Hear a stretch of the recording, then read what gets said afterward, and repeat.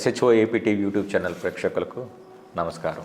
రాష్ట్రంలో జరుగుతున్న ఘర్షణలు, దేశవ్యాప్తంగా చెలరేగుతున్న హింస, ఇలా శాంతి భద్రతలకు సంబంధించిన పలు అంశాలని మనతో చర్చించేందుకు మనతో ఉన్నారు విశ్రాంత పోలీస్ అధికారి అమలాపురపు అమరాచార్య గారు. ముందుగా వారిని స్వాగతిద్దాం. నమస్కారం అమరాచార్య గారు. నమస్తే. అమరాచార్య గారు, నేపథ్యం మీకు ఇప్పుడే విన్నవించి ఉన్నాను. భారత రాజ్యాంగ నిర్మాత డాక్టర్ బిఆర్ అంబేద్కర్ మన రాజ్యాంగంలో పొందుపరిచినటువంటి స్వేచ్ఛ, సమానత్వం, వాక్ స్వాతంత్రం నేటి సమాజంలో అవి ఏ మేరకు లేదా ఎలా ఉన్నాయని మీరు భావిస్తున్నారు సార్? భారత రాజ్యాంగ నిర్మాత డాక్టర్ బిఆర్ అంబేద్కర్ వారు ఒక కులానికో, ఒక మతానికో, ఒక వ్యక్తికో, ఒక సంఘానికో సంబంధించిన వారు కాదు. ఇది ప్రపంచం, భారతదేశం యొక్క అభివృద్ధి పదంలో నడిపించడానికి కలిగినటువంటి రాసినటువంటి రాజ్యాంగంలో మనం పరిశీలిస్తే భారతదేశంలో మన హిందువులందరూ భాగవత రామాయణాలు చదువుతాం. అవి మనకి పూజనీయమైనటువంటి గ్రంథాలు. మరి ఖురాను చదివేటటువంటి సోదరులు, బైబిల్ చదివేటటువంటి సోదరులు ఉన్నప్పటికీ కులమత రహితంగా అందరికీ మానవ జీవిత పరిణామ క్రమంలో అభివృద్ధి పదములో ఎలాగ జీవించాలి, ఎలాగ బ్రతకాలి, అందరూ సోదరభావంతో ఎలాగ సమన్వయంగా జీవించాలి అనేటువంటి రాసినటువంటి బాబాసాహెబ్ అంబేద్కర్ గారు పూజనీయుడు. అటువంటి రాజ్యాంగంలో పొందుపరిచినటువంటి స్వేచ్ఛ, వాక్ స్వాతంత్రము, సమానత్వము, సౌభ్రాతత్వము, వీటి గురించి మనకి భారతదేశంలో అన్ని వర్గాల వారికి అందుబాటులో ఉన్నాయా? అందరూ వాటిని అనుభవిస్తున్నారా? అందరూ అనుభవిస్తూ సుఖ సంతోషాలతో జీవిస్తున్నారంటే లేదు, అనుకున్నంతగా లేదని మనం చెప్పవచ్చు. భారతదేశ స్వాతంత్రం కోసం ఎందరో ప్రాణాలను పణంగా పెట్టి మనకిచ్చినటువంటి త్యాగధనులను కూడా నేటి సమాజంలో క్రమేపీ మర్చిపోతున్నటువంటి తరుణంలో రాజ్యాంగములో ఉన్నటువంటి మన హక్కులను మనం కూడా తెలుసుకోకపోవటం వల్లనే, వాటి మీద మనకు ఒక అవగాహన లేకపోవటం వల్లనే ఇవి విభిన్న శైలిలో మనం జీవిస్తున్నాము. అందువలన మనిషి తన స్వేచ్ఛను, తన వాక్ స్వాతంత్రం, ఇక్కడ వాక్ స్వాతంత్రం అంటే ఇక్కడే మనకి వస్తున్నటువంటి ఇబ్బంది నేటి పరిస్థితుల్లో. వాక్ స్వాతంత్రం అంటే నీ అభిప్రాయాన్ని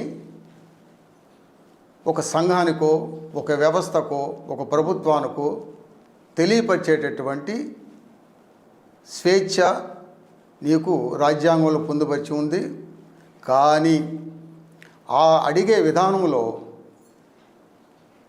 సామరస్యంగా అడిగితే జరుగుతున్నాయా, లేకపోతే ప్రశ్నించి ఇది నాకెందుకు జరగటం లేదు అని ప్రశ్నిస్తే జరుగుతున్నాయంటే, ప్రశ్నించడం నేరము కాదు, ప్రశ్నించడము ద్రోహము కాదు. ప్రశ్నించడం అంటే దేశ సౌభ్రతానికి గొడ్డలు వేటుకు కూడా కాదు అనేటటువంటి ప్రభుత్వాలు గుర్తించాలి. ప్రశ్నించడమే ఒక నేరం అయితే, ప్రశ్నించడమే ఒక ద్రోహం అయితే ఇక జవాబు ఎవరిస్తారు? ఏ ప్రభుత్వం ఇస్తుంది? ఆ యొక్క న్యాయం కోసం పోరాడేటటువంటి ఆ వ్యక్తులకు ఎవరివ్వాలి? మొట్టమొదటిసారిగా పోలీస్ శాఖ. అది మన దేశంలో మొట్టమొదటి న్యాయాన్ని అందించేటటువంటి పవిత్రమైనటువంటి పోలీస్ స్టేషన్. అలాంటి పోలీస్ స్టేషన్లో, అలాంటి పోలీస్ వ్యవస్థలో పోలీస్ అధికారులు కులమతరహితంగా ఆలోచించి ఇక్కడ ఫిర్యాదుదారుడు అంటే బాధితుడు, ఆ బాధితుడి తరఫున ఉన్నటువంటి న్యాయాన్ని ఆ బాధితుడి తరఫు ఉన్నటువంటి ధర్మానికి మనం కట్టుబడి పనిచేయకపోతే జరగబోయే ఉత్పన్న పరిణామాలు ఈ యొక్క శాంతి భద్రతలు విఘాతం కలిగించడమే కాకుండా వాటి వలన రాజ్యాలు రాజ్యాంగాలు ఆనాడు సైన్యం అనుకోండి, ఈ రోజున పోలీస్ వ్యవస్థ అనుకోండి, వాటిని కూలిపోయే ప్రమాదం ఉంది. కాబట్టి ప్రజా వ్యవస్థలో పోలీసు శాఖ యొక్క విధులు నిర్వహించడంలో అత్యంత ధర్మబద్ధంగా ఉండాలనేటువంటి విషయాన్ని మీకు తెలియపరుస్తున్నాను. మీరు చెప్పారు సార్, స్వేచ్ఛ, స్వాతంత్రం, స్వేచ్ఛ, సమానత్వం, వాక్ స్వాతంత్రం ఇవి ప్రజల ఆకాంక్షల మేరకు నెరవేరనప్పుడు చెలరేగే హింస ఏదైతే చెలరేగే కలిగే అశాంతి ఏదైతే ఉందో దాని పట్ల ప్రభుత్వాలు కానీ పోలీస్ వ్యవస్థ కానీ స్పందించే తీరు ఎలా ఉండాలని మీరు భావిస్తున్నారు సార్? ఇక్కడ 3 అంశాలు తీసుకోవాలి. 1 ప్రజలు, 2 ప్రభుత్వము, 3 న్యాయశాఖ, కోర్టులు. ప్రజలలో అశాంతి ఎప్పుడు కలుగుతుంది అంటే నేటి వ్యవస్థలో మొట్టమొదటి నుంచి అంటే సుమారు 1975 నుంచి నేను గమనించినటువంటి విషయాల్లో, నేను దాచేపల్లి, గురజాల పోలీస్ స్టేషన్లో పనిచేస్తున్నప్పుడు అవన్నీ ఫ్యాక్షన్ విలేజెస్. అక్కడ ఎక్కువగా పల్నాడు అంటేనే ఫ్యాక్షన్ విలేజెస్ ఉంటాయి. ఆనాడు రాజకీయాలకు ముడిపడినటువంటి ఫ్యాక్షన్స్ కావేవి. వాళ్ళు రాజకీయ ఫ్యాక్షనిస్టులు కాదు. వాళ్ళు 2 గ్రూపులుగా విడిపోయి ఒకడికొకడు జీవితాన్ని సర్వనాశనం చేసుకున్నటువంటి పరిస్థితులు ఆనాడు చూసాం. ఆనాడు కత్తులు, గండ్రగొడ్డళ్ళు లాంటి అపాయకరమైనటువంటి వెపన్స్ని వాడినప్పటికి కూడా తరువాత పిడుగురాళ్ళ లాంటి లిమిట్స్లో వచ్చేసి పెదగార్లపాడు, మన కరాలపాడు అలాంటి గ్రామాల్లో కూడా యాసిడ్ బాంబ్స్ కూడా ఆ రోజుల్లో కొన్ని ప్రాంతాల్లో ఉపయోగించినటువంటి తీరు ఉంది. కాలగమనంలో ఆ యొక్క ఫ్యాక్షన్ విలేజెస్ అన్నీ కూడా మనం ఎంత నాశనం అయిపోయామో, మన జీవితాలు ఎంతవరకు పోగొట్టుకున్నామనేటువంటి ఆలోచనలో పడి క్రమేపీ వాళ్ళ బిడ్డల భవిష్యత్తు కోసం అన్నిటినీ విడనాడినటువంటి ప్రస్తుత పరిస్థితుల్లో నేడు రాజకీయ కార్యకర్తల పేరిట మనము ప్రభుత్వం అనేటటువంటి ఒక అధికార వ్యవస్థలో, ప్రభుత్వం యొక్క అధికార వ్యవస్థలో కార్యకర్తల మాటున నేడు జరుగుతున్నటువంటి రాజకీయ నాయకులు కానీ, రాజకీయానికి ఆధిపత్యంలో ఉన్నటువంటి పరిస్థితుల్లో మనం అమాయకమైనటువంటి ప్రజలను కూడా మనం కులమని, మతమని, వైషమ్యాలను సృష్టిస్తున్నారు. కానీ ప్రజల్లో హిందువులు కానీ, ముస్లిమ్స్ కానీ, క్రైస్తవులు కానీ వివాహాలు ఇచ్చుకుంటున్నారు, పుచ్చుకుంటున్నారు. అందరూ సమాన సోదర భావంతో ఉన్నాం. ఇక్కడ వచ్చినటువంటి చేటు ఏమిటంటే ఈ యొక్క కలుషిత రాజకీయాల నేపథ్యంలో పురిగొలుపుతున్నటువంటి సంఘటనలే తప్ప ప్రజల్లో సోదరభావం ఉంది. ప్రజలందరూ కలిసే ఉన్నారు. ఇది ఒక సెక్షన్ ఆఫ్ పీపుల్స్ మాత్రమే దీన్ని క్రియేట్ చేస్తున్నారు.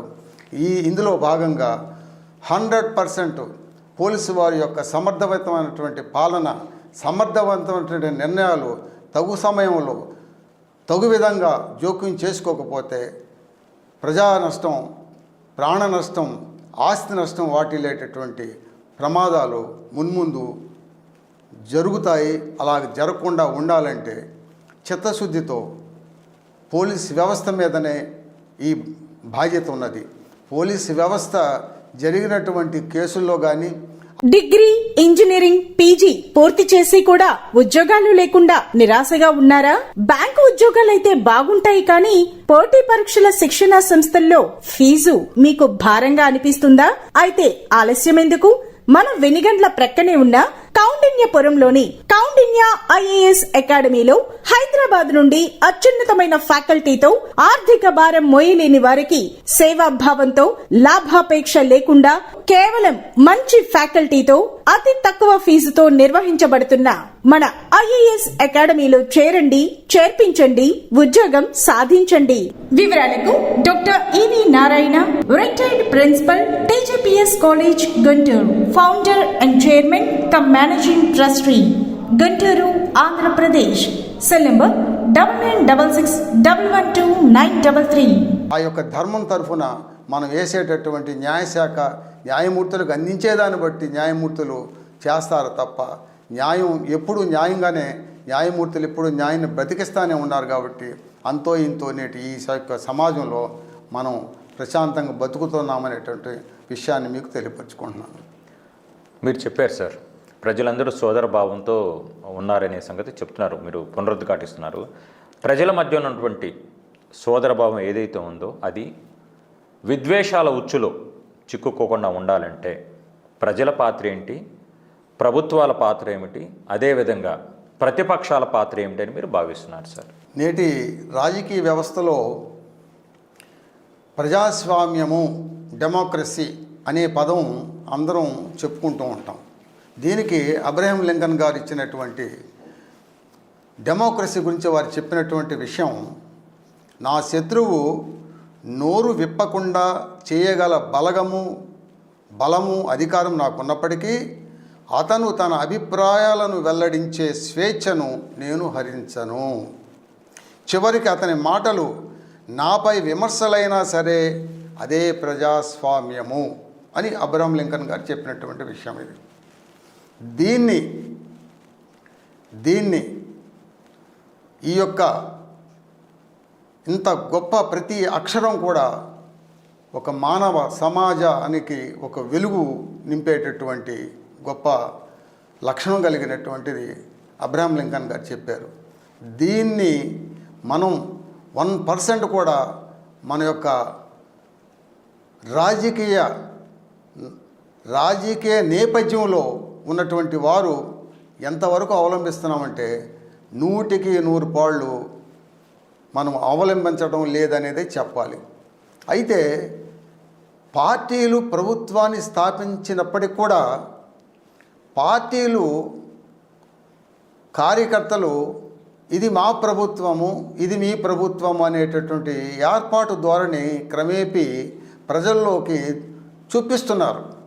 ఇది మా ప్రభుత్వం, ఈ ప్రభుత్వంలో మేము ఏమైనా చేస్తాము అనేటటువంటి వైషమ్య ధోరణులు ఇవి రాష్ట్రాన్ని రావణకాష్టంగా, అగ్నిగుండంగా మారేటటువంటి ప్రమాదాలు ఇప్పుడు చెలరేగుతున్న విషయాలు చూసిన దాన్ని బట్టి కానీ భవిష్యత్తులో వీటిని అణిచివేయకపోతే మానవ సమాజం, మానవ యొక్క జీవితాలను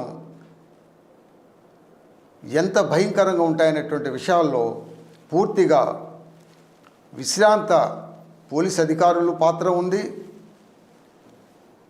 విశ్రాంత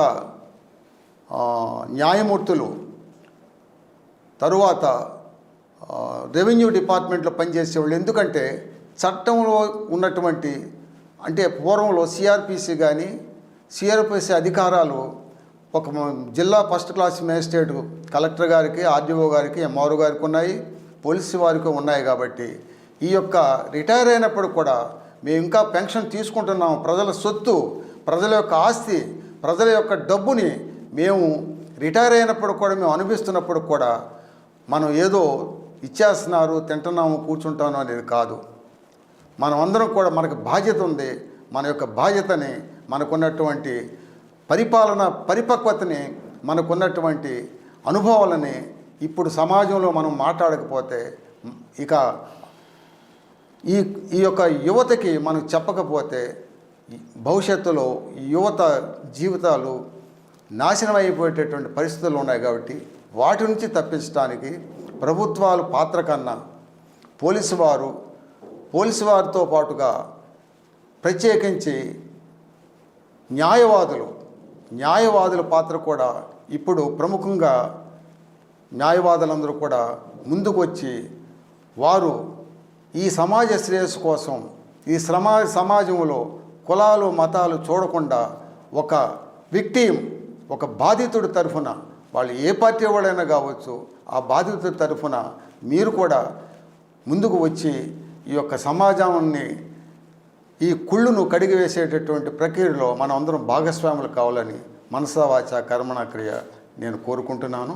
ప్రజాస్వామ్యంలో సార్ ముఖ్యంగా అనాగరిక భాష ఏదైనా, తద్వారా చెలరేగే ఆటవిక చర్యలు ఏవైనా సరే ప్రభుత్వాలు కఠినంగా ఖండించాలని, నిందితులు ఎవరైనా సరే సార్ కఠినంగా శిక్షించాలని, బాధితులందరికీ సమన్యాయం అందాలని చెప్పి మా ఈ కార్యక్రమానికి విచ్చేసి మీ స్పందన తెలియజేసినందుకు గాను మీకు ధన్యవాదాలు సార్. నమస్తే.